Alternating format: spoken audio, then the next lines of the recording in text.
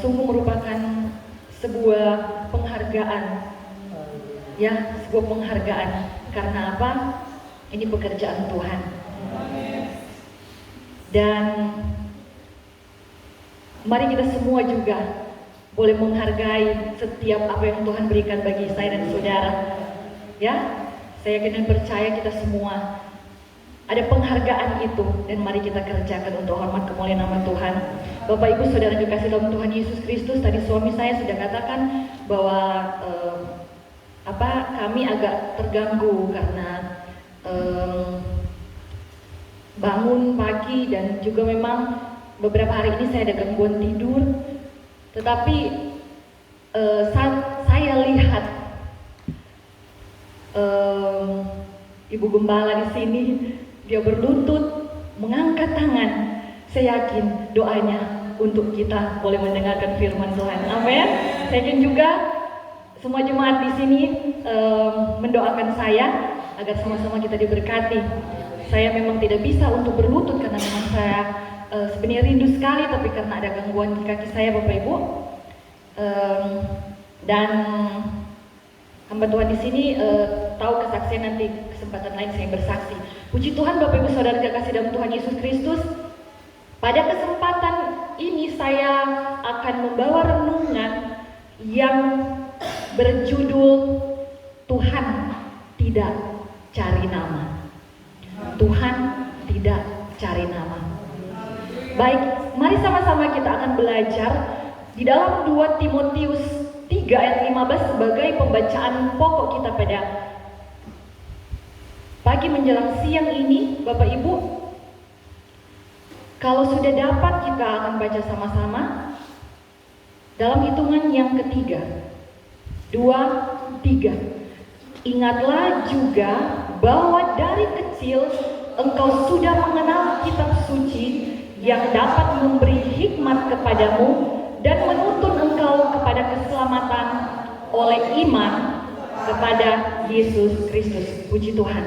Haleluya. Bapak Ibu Saudara kekasih dalam Tuhan Yesus Kristus, suatu saat murid-murid memperguncingkan siapa yang terbesar di kerajaan sorga.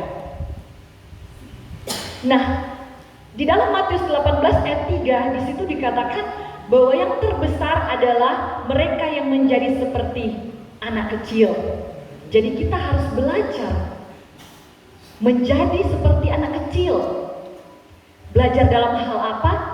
Banyak hal yang kita akan pelajari dan bisa kita dapat pelajari, tapi kesempatan ini saya akan bicara tentang 2 orang anak di dalam perjanjian lama dan perjanjian baru. Di dalam perjanjian lama itu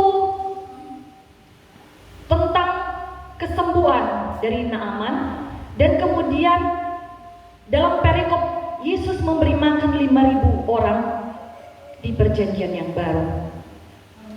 Nah, pertama kita akan masuk dalam perjanjian lama terlebih dahulu dalam 2 Raja-Raja 5 ayat 1 sampai 18. Akan menjadi PR bagi jemaat di rumah untuk membaca karena terlalu panjang. Tetapi saya ingin berusaha untuk meringkaskan. Kita akan lihat poin-poinnya. Ayat pertama di situ menggambarkan bahwa Naaman adalah panglima dari bangsa Aram. Naaman panglima bangsa Aram. Yang kedua, ayat kedua, ada seorang anak perempuan yang tertawan oleh bangsa Aram. Dan ayat yang ketiga kita akan periksa di sana Bapak Ibu, karena ayat ini akan menjadi pelajaran bagi saya dan saudara. Dalam 2 Raja-Raja 5 ayat yang ketiga, berkatalah gadis itu kepada nyonyanya, sekiranya tuanku menghadap nabi yang di Samaria itu, maka tentulah nabi itu akan menyembuhkan dia dari penyakitnya. Dia adalah seorang anak tawanan, ya Bapak Ibu Saudara kekasih dalam Tuhan Yesus Kristus. Singkat cerita, di ayat-ayat selanjutnya, istri dari Naaman ini menyampaikan kepada Naaman, menyampaikan berita atau informasi ini. Dan apa yang terjadi, kemudian Naaman pergi ke Raja Aram dan menyampaikan, beginilah, begitulah yang disampaikan oleh gadis tawanan itu kepadanya. Nah, Bapak Ibu Saudara dikasih dalam Tuhan Yesus Kristus, ayat 6 di situ dikisahkan bahwa Raja Aram menyurat ke Raja Israel. Tetapi kemudian bahwa Raja Israel itu tidak bisa berbuat apa-apa. Tidak bisa berbuat apa-apa sehingga Bapak Ibu, dia mengoyakkan pakaiannya. Dia pikir, aduh, kita ini bagaimana mau bikin apa ini Naaman yang sakit? Karena dia sakit kusta. Bapak Ibu Saudara kekasih dalam Tuhan Yesus Kristus. Tetapi puji Tuhan, Elisa, nabi yang ada di Samaria itu mendengarkan. Dan dia sampaikan kepada pesuruhnya, suruh Naaman ke sini menghadap dia. Tetapi dia tidak menemui Naaman. Dia cuma suruh, apa saudara? Pergi ke sungai Yordan untuk mandi di sana. Seorang Naaman panglima, dia merasa bahwa ini kenapa saya disuruh untuk mandi di sungai yang kotor? Apakah di negeri saya itu tidak ada yang lebih baik daripada sungai Yordan? Tetapi mari kita lihat bahwa ketika Naaman tersinggung dan tidak mau melakukan itu, ada pegawai-pegawainya di ayat 13. Di ayat 13 di situ di sana dikatakan apa Bapak Ibu? Tetapi pegawai-pegawainya datang mendekat serta berkata kepadanya, "Bapak, seandainya nabi itu menyuruh perkara yang lebih sukar, bukankah Bapak melakukan? Jadi kenapa tidak dilakukan?" Bapak Ibu Saudara kekasih dan Tuhan Yesus Kristus, singkatnya, Naaman melakukan, Naaman sembuh, dan ayat 17, Naaman pun percaya kepada Tuhan. Ada ini yang ingin saya bagikan menjadi suatu kebenaran dan pelajaran bagi kita semua. Bapak Ibu yang dikasih dalam Tuhan Yesus Kristus, ini adalah dampak dari kesaksian seorang anak perempuan Israel. Ya, ini adalah kesaksian dari anak perempuan Israel. Yang saya yakin dan percaya, begitu kita dengar kata Israel, kita akan bilang, oh, orang percaya. Amin. Ya, amin. Dia sudah tahu firman Tuhan. Dia tahu firman Tuhan. Nah, Bapak Ibu Saudara dikasih dalam Tuhan Yesus Kristus, yang kedua, dia membawa imannya ke tempat dia ada saat itu. Jadi dia membawa imannya ke rumah tuannya. Ke rumah tuannya. Kalau dia tidak bawa imannya, tidak akan dia bersaksi. Dan hal yang lain Bapak Ibu, dia tetap pegang imannya. Dia tetap pegang imannya walaupun dia di rumah tuannya. Dan dia hanya seorang hamba atau pelayan. Kita lihat kondisi ini Bapak Ibu. Dan dia tidak tinggalkan iman kepercayaannya.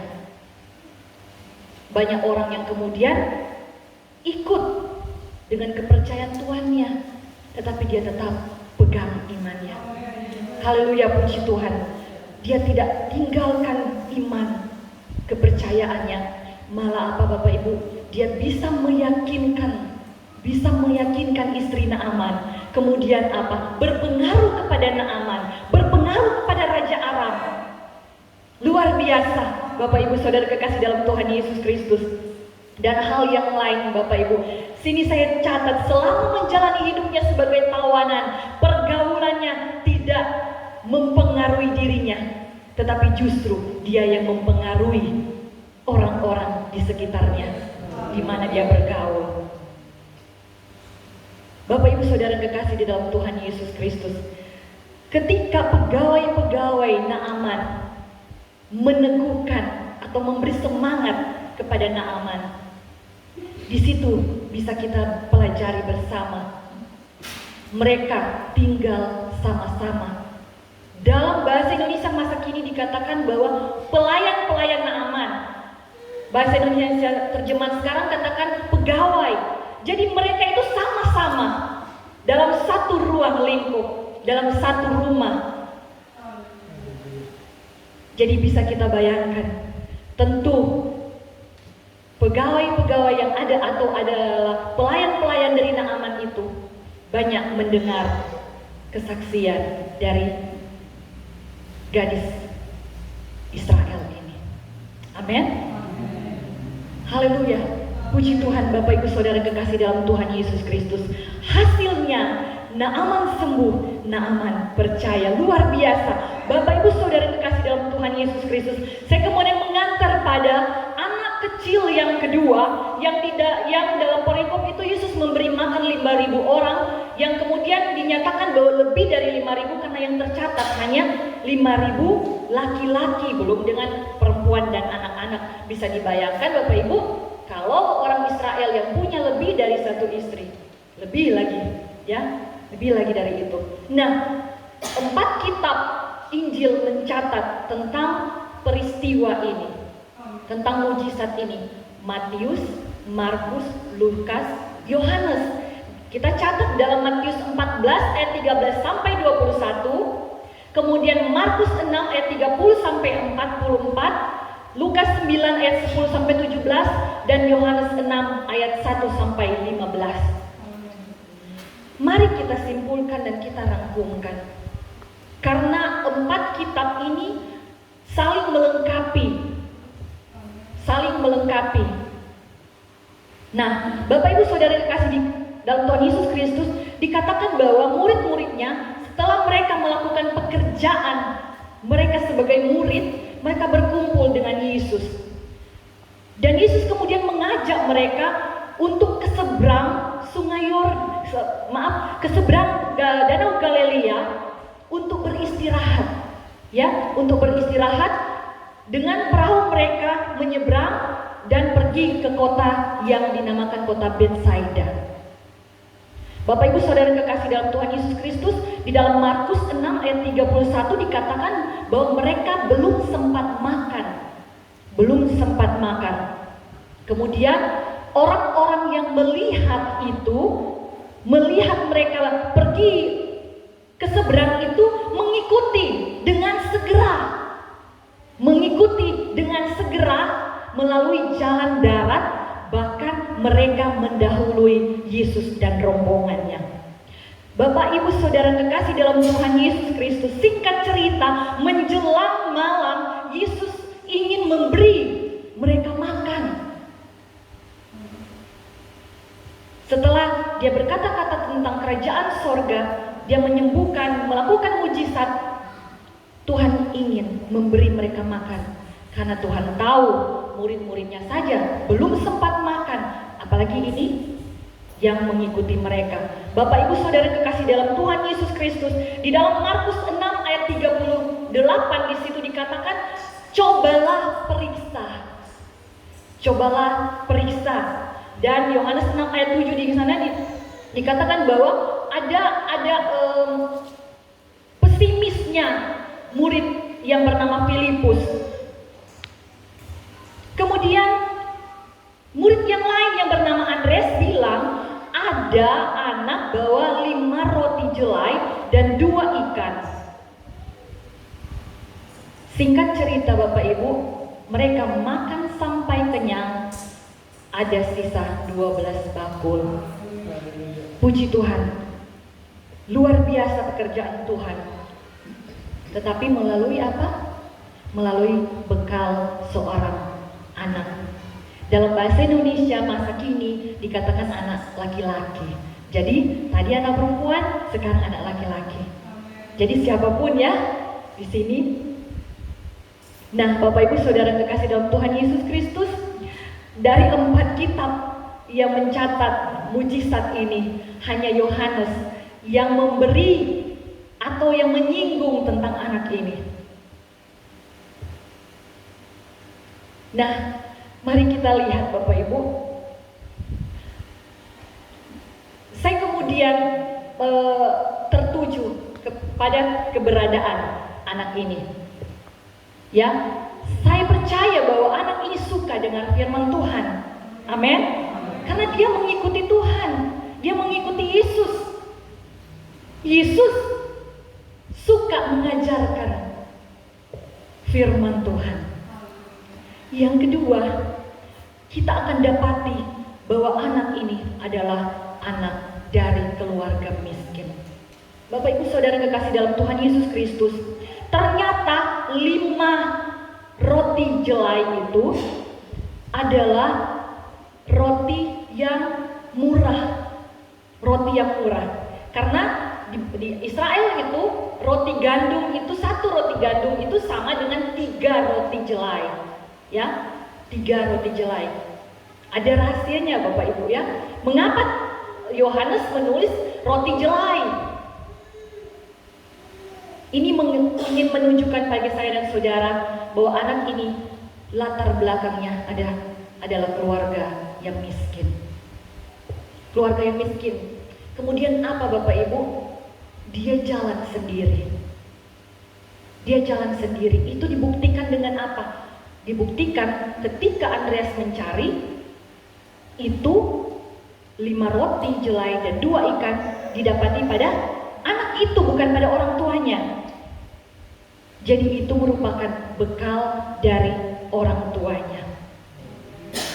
Dan fakta yang lain juga Bapak Ibu, 5 roti dan 2 ikan itu adalah jumlah yang berlebihan bagi satu orang anak. Ini menggambarkan apa Bapak Ibu? Bahwa dia sendiri tidak mau menikmati bekalnya, tapi dia punya kerinduan bekalnya itu akan dinikmati oleh orang lain juga. Ya, walaupun dia miskin, dia tahu memberi, dia tahu menjadi berkat. Bapak Ibu Saudara kekasih dalam Tuhan Yesus Kristus. Dan hal yang lain, menuju ke seberang itu adalah sebuah perjalanan yang berat bagi seorang anak kecil. Karena perjalanannya jauh, melelahkan, tetapi dia tetap bisa sampai ke tempat tujuan di mana ada Yesus. Haleluya, puji Tuhan. Bapak Ibu Saudara kekasih dalam Tuhan Yesus Kristus. Dan hal yang lain yang ingin saya bagikan bagi saya dan saudara, bahwa bekal yang dibawa itu tetap dia pegang. Buktinya di mana? Dikatakan tadi kita sudah simpulkan dari beberapa pembacaan firman Tuhan bahwa mereka segera, orang banyak itu berbondong-bondong segera. Bagi seorang anak kecil mengikuti langkah-langkah orang dewasa, tidak ada kesempatan untuk dia menikmati apa yang dia bawa. Amin. Bahkan dia berlari.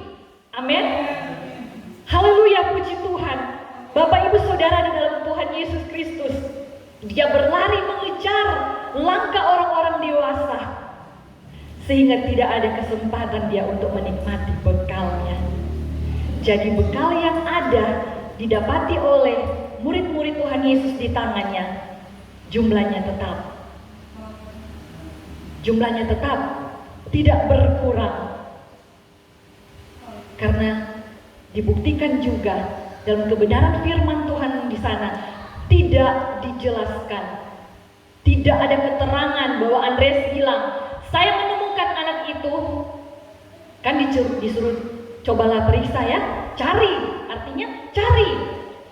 Saya tidak menemukan anak itu sementara makan, atau saya tidak menemukan anak itu sisa begini. Ya, Bapak Ibu bisa paham ya? Haleluya. Jadi apa yang dia bawa, dia kasih semua. Puji Tuhan. Bapak Ibu Saudara kekasih dalam Tuhan Yesus Kristus, seluruh bekalnya, seluruh yang dipegangnya sejak awal, seluruh yang dibawanya, itu yang diserahkan sampai ke tangan Yesus. Nah, Bapak Ibu Saudara kekasih dalam Tuhan Yesus Kristus, tidak ada perbantahan juga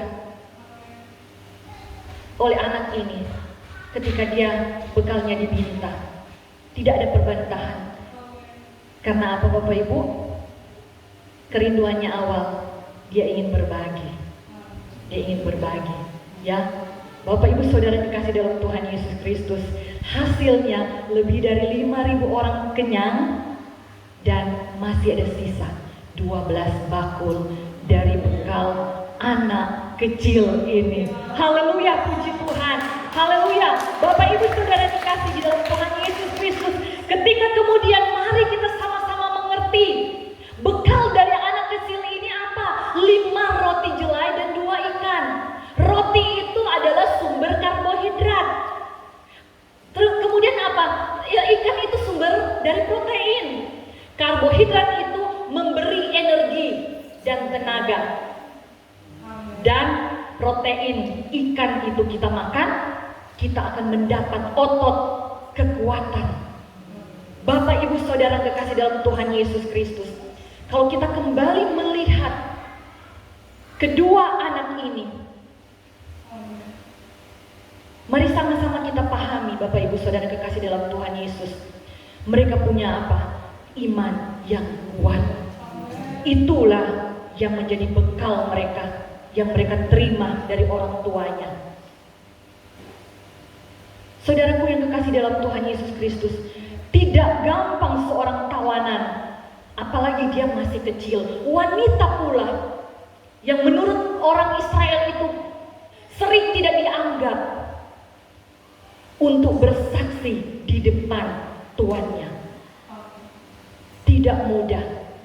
Bagaimana kalau seandainya Naaman itu tidak sembuh? Bapak Ibu bisa paham? Dan yang kedua, kerinduan dari anak kecil ini untuk dia kenyang dengan bekalnya, dan kerinduannya, imannya, keyakinannya bahwa dia kenyang dan juga orang lain bisa kenyang dari bekalnya itu merupakan imannya. Di dalam Ibrani, Bapak Ibu, Ibrani 11 ayat 1, kita bisa tahu sama-sama, mungkin jadi ayat hafalan kita. Iman itu sesuatu yang menjadi dasar. Ya, bahkan kita percaya dan yakin sebelum kita menerimanya, kita sudah mendapatkan itu. Amin. Dia yakin Naaman belum sembuh tapi pasti sembuh. Saya lapar, orang-orang yang lain lapar, pasti kenyang. Haleluya, puji Tuhan. Bapak Ibu Saudara dikasih dalam Tuhan Yesus Kristus, untuk itu kita perlu makan terus firman Tuhan untuk menumbuhkan iman saya dan saudara. Orang tua perlu mengajarkan firman Tuhan kepada anak-anaknya. Ingat, dari kecil engkau sudah mengenal firman Tuhan. Kalau suami saya setelah besar, tetapi firman Tuhan juga disampaikan bagi mereka yang baru kenal firman Tuhan. Sama, artinya apa? Sejak engkau mengenal firman, dari kapanpun itu, mari engkau mau tetap bertumbuh kuat di dalam Tuhan. Haleluya, puji Tuhan. Bapak Ibu Saudara kekasih dalam Tuhan Yesus Kristus, ketika perjalanan yang digambarkan oleh seorang anak yang mengikuti Yesus, bukankah itu juga menggambarkan perjalanan iman percaya saya dan saudara mengikuti Tuhan? Amin. Bapak Ibu Saudara kekasih di dalam Tuhan Yesus Kristus, ada 3 kriteria orang Kristen yang kita akan pelajari dari firman Tuhan saat ini. Pertama, lebih dari 5.000 orang, hanya anak kecil ini yang bawa bekal. Ada 5.000 orang, banyak jumlahnya, tetapi cuma 1 yang bawa bekal. Artinya apa Bapak Ibu? Kita diajarkan untuk apa? Tetap bawa bekal. Tetap bawa bekal. Apapun keadaanmu, engkau miskin, engkau ditawan, jangan lupa bawa imanmu. Haleluya, puji Tuhan. Yang kedua, Bapak Ibu Saudara kekasih dalam Tuhan Yesus, bekalnya dari 5.000 orang lebih itu Ada yang bawa bekal, bahkan banyak yang bawa bekal. Tetapi selain anak kecil ini, mereka semua menghabiskan bekalnya di jalan. Mereka menghabiskan bekalnya di jalan. Kriteria apa itu, Bapak Ibu? Ketika mereka merasa lapar, ketika mereka merasa lelah, ketika kehidupan saya dan saudara mengiring Tuhan, diperhadapkan dengan masalah, diperhadapkan dengan kebutuhan, diperhadapkan dengan keadaan kemiskinan, sakit, penyakit. Apakah itu membuat engkau kehabisan iman? Mengalami degradasi iman, kemerosotan iman.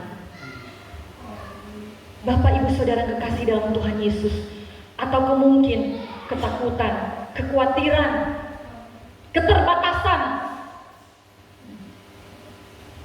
yang membuat engkau kehabisan bekalmu di jalan. Bapak Ibu Saudara kekasih dalam Tuhan, dan bahkan mungkin 5.000 orang lebih ini, di saat mereka lelah, mereka beristirahat. Mereka beristirahat. Ketika mereka beristirahat, zona nyaman tercipta di sana. Mereka terlena, mereka terlelap, bahkan mereka tertidur. Dan saat itu, di saat zona-zona nyaman, ada iblis yang mencuri bekal. Hati-hati Bapak Ibu Saudaraku yang kasih dalam Tuhan Yesus Kristus. Zona nyaman itu juga bicara apa? Harta, takhta, kedudukan jabatan, dan cinta. Apakah kemudian harta kekayaan akan mengambil engkau dari kasih Kristus sehingga engkau melupakan imanmu? Atau mungkin jabatanmu? Banyak di luar sana Bapak Ibu, saya yakin tidak ada di sini, amin. Mereka karena jabatan meninggalkan Tuhan, tidak melanjutkan perjalanan mereka. Mereka meninggalkan Tuhan di tengah jalan karena jabatan. Bahkan ada anak-anak muda yang meninggalkan Tuhan, meninggalkan imannya karena cinta. Firman Tuhan mengajarkan pada kita semua pada siang hari ini, jangan engkau kehabisan bekal di jalan. Jangan engkau kehabisan bekal di jalan. Pegang itu, imanmu harus kuat engkau pegang. Anak kecil ini, dia memegang terus bekalnya. Walaupun dia harus berlari, dia harus terus berlari. Saya pastikan dia lapar juga, tetapi dia tidak mau mengurangi. Karena dia beriman, pasti saya kenyang kalau ikut Tuhan. Dan bekal saya itu lebih bisa saya bagikan untuk orang lain. Bapak Ibu Saudaraku di dalam kasih Tuhan Yesus Kristus, jangan menggadaikan imanmu dalam hal apapun juga. Keadaan susah, keadaan senang, mari tetap engkau pegang imanmu. Bahwa pastikan bekal yang engkau pegang itu tidak habis di jalan, dan imanmu itu tetap ada. Puji Tuhan. Bapak Ibu yang kekasih dalam Tuhan Yesus Kristus, kriteria yang ketiga, mereka membawa bekal tetapi disembunyikan, tidak sampai ke tangan Yesus. Dan hanya anak kecil ini yang menyerahkan bekal. Ya, kekristenan yang ketiga, tipe yang ketiga, ada iman tetapi tidak mau jadi berkat. Bapak Ibu Saudara kekasih dalam Tuhan Yesus Kristus, tidak mau diserahkan, dimakan sendiri. Keselamatan itu milik saya saja, tidak mau bersaksi kepada orang lain.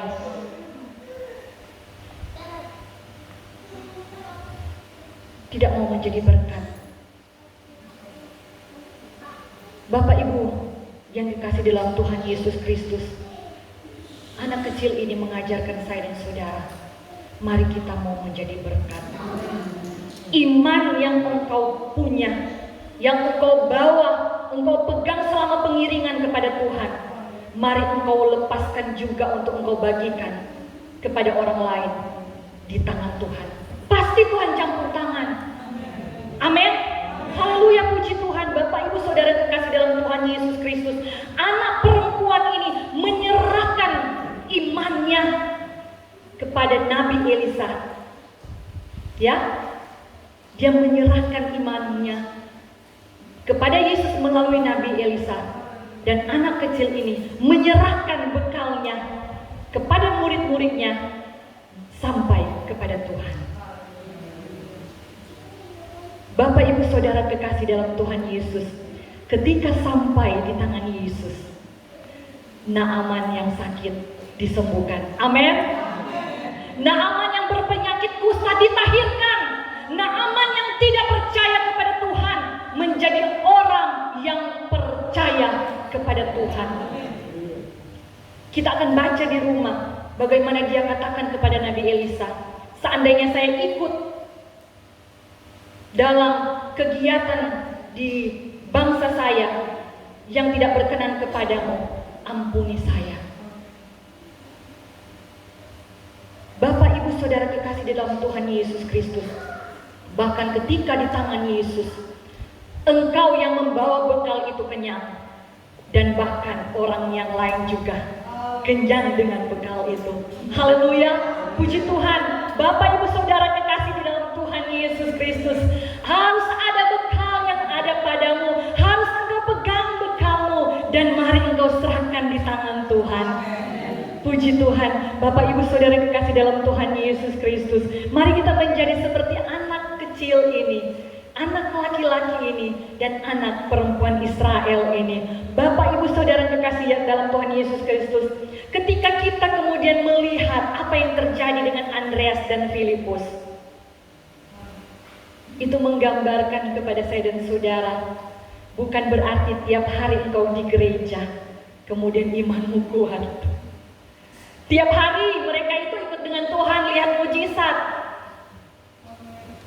Tetapi apa Bapak Ibu? Tetapi ternyata mereka hanya melihat mujizat, tidak melihat Yesus. Mari kehidupan saya dan saudara, kita seperti anak-anak kecil ini. Bapak Ibu saudara kekasih dalam Tuhan Yesus Kristus, menjelang renungan yang terakhir, saya ingin sampaikan di sini Bapak Ibu, menjadi pertanyaan bagi kita sekarang. Sampai kapan bekal itu dipegang? Sampai kapan bekal itu dipegang? Mari kita lihat Bapak Ibu, Wahyu 2 ayat 25. Wahyu 2 ayat 25. Tetapi apa yang ada padamu, peganglah itu sampai aku datang. Imanmu Bapak Ibu harus engkau pegang sampai Tuhan datang. Artinya apa Bapak Ibu? Ketika kita melihat dalam Matius 14 ayat 15, Markus 6 ayat 35, Lukas 9 ayat 12, 3 kitab yang menulis tentang Tuhan Yesus memberi makan lebih dari 5.000 orang itu. Seperti saya katakan tadi 4 kitab, ada kitab yang mencatat menjelang malam, hari sudah mulai malam dan sudah mulai malam. Kita diingatkan apa? Saat yang sama dengan kedatangan Yesus di dalam Matius 24 ayat 42 sampai 43, berjaga-jaga karena Tuhan Yesus datang seperti pencuri pada waktu malam. Seperti pencuri pada waktu malam yang tidak pernah disangka-sangka pemilik rumah. Nah, kedatangan apa yang dimaksudkan dalam firman Tuhan itu? Yang pertama, kita mengenal kedatangan Tuhan saat apa? Kiamat. Tetapi jangan lupa Bapak Ibu, kedatangan Tuhan yang digambarkan itu juga adalah kedatangan Tuhan atas kiamat dirimu sendiri. Engkau tahu kapan engkau akan mati? Untuk itu berjaga-jagalah, supaya ketika Tuhan datang, engkau didapati berjaga-jaga. Karena apa? Firman Tuhan kita sudah dengar tadi, disuruh periksa, disuruh cari apa yang engkau pegang ketika Tuhan datang kepadamu. Bapak Ibu Saudara kekasih di dalam Tuhan Yesus Kristus, 2 Timotius 3 ayat 15 tadi dikatakan, kita sebagai ayat pokok kita, ingatlah. Jadi apa? Siang hari ini, ingatlah. Mari kita lihat juga bahwa dari kecil engkau sudah mengenal kitab suci yang dapat memberi hikmat kepadamu dan menuntun engkau pada keselamatan oleh apa? Iman kepada Yesus Kristus. Haleluya. Puji Tuhan. Haleluya. Perjalanan kita oleh iman. Karena keselamatan itu ada dalam Yesus Kristus. Kita menuju kepada Yesus Kristus. Oleh imanmu, Bapak Ibu Saudara kekasih dalam Tuhan Yesus Kristus, apa yang menjadi bekalmu sejak engkau mengenal Tuhan? Itu adalah yang harus engkau pegang terus. Bapak Ibu Saudara kekasih dalam Tuhan, Lukas 18 ayat 8b ditegaskan kembali, jika Anak Manusia itu datang, adakah ia mendapati apa? Iman di bumi. Ketika engkau meninggal, adakah iman padamu? Bapak Ibu Saudara kekasih dalam Tuhan Yesus Kristus, yang menjadi terbesar di kerajaan sorga adalah menjadi seperti anak perempuan ini, menjadi seperti anak laki-laki ini yang kita sudah dengarkan kisahnya pada pagi hari ini. Tetapi sesungguhnya Bapak Ibu yang dikasihi Tuhan Yesus Kristus, kitab raja-raja, penulisnya yang diperkirakan adalah Yeremia, tidak mencatat nama anak gadis ini. Bahkan 4 kitab Injil yang menceritakan mujizat 5 roti dan 2 ikan, hanya 1 yang menyinggung, hanya kitab Yohanes, tidak pun menulis nama dari anak ini. Karena apa? Kita masuk kepada apa yang saya katakan tadi, judul khotbah pada siang hari ini. Karena Tuhan tidak mencari nama. Amin. Haleluya. Puji Tuhan. Tuhan tidak cari nama. Tidak penting bagi Tuhan namamu. Bukankah nama kita sudah tercatat dalam buku kehidupan? Amin. Tidak perlu Tuhan cari namamu di dalam Alkitab, karena namamu ada di dalam buku kehidupan. Puji Tuhan Bapak Ibu dalam Tuhan Yesus Kristus. Bapak Ibuku di dalam Tuhan Yesus, anak perempuan dari di bangsa asing, anak laki-laki dalam perjalanan sendiri tanpa orang tuanya. Kita sendiri di dunia ini berjalan mempertanggungjawabkan iman percaya kita pribadi lepas pribadi. Walaupun engkau anak gembala, orang tuamu tidak akan mempertanggungjawabkan imanmu.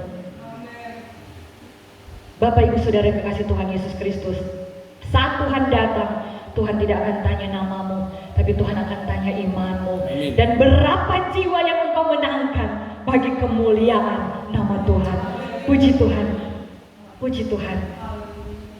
Demikian firman Tuhan yang kita boleh dengarkan pada kesempatan saat pagi menjelang siang hari ini. Tuhan tidak mencari nama. Puji Tuhan. Saya kembalikan kepada Bapak atau Ibu.